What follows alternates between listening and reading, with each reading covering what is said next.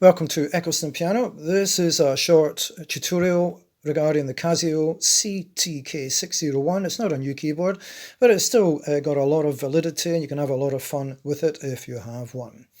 I'm going to look at the transpose button here today. So as you can see, I've got the standard grand piano up there. If I press the transpose button, you will see that it says 000.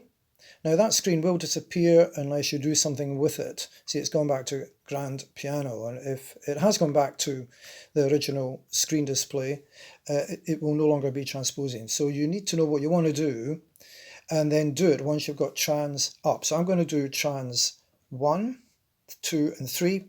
So it's trans 3, which means it's gone up 3 semitones. And here's the sound of middle C. Now, if I take the transpose down to 0 again, here it sounds like a different note.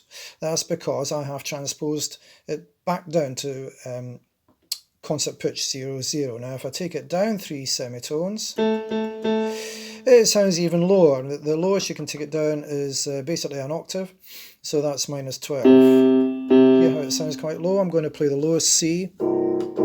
Not a brilliant sound, is it? But it's not an expensive keyboard. Now, if you want to go up the way, that's easy to do. Trans and then just press and hold, and it will take you all the way to 12, and that actually means plus 12.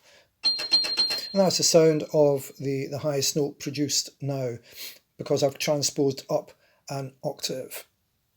Now, you may think, why would I bother transposing? Well, you will find that some voices are not quite at the register that you want them if you're doing more interesting things with them than just playing a straight piano piece, for example. So, for example, the bass guitars, you don't want to go too high with them. With other voices, you may just want to experiment with what register you have them at. And if you want to learn more about what transposition is, I've produced a tutorial looking at the music theory behind transposition in greater depth. And hopefully you can see a link to that, either top left or top right of the screen.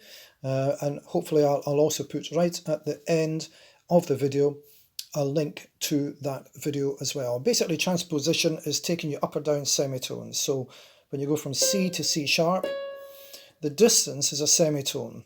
C sharp to D is also a semitone. So we would say the distance from C to D is 2 semitones, in other words, a tone, sometimes called a whole tone.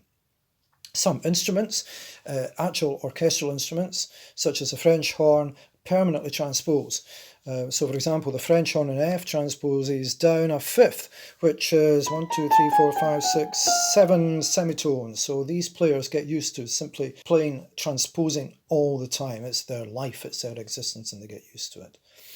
If you're playing keyboard, you might be in a situation where you have a friend who may play clarinet, and they're in B flat, so clarinet in B flat is standard for that instrument, and you may wish to tune down accordingly or up, in which case it would be 2 semitones. Also a singer, if you're accompanying a singer and they turn up for a practice early in the morning and their voice isn't properly warmed up, they may be struggling to reach the higher notes, in which case you would transpose down. So say you're in C major, you're not going to have to learn it in a different key. You're going to be able to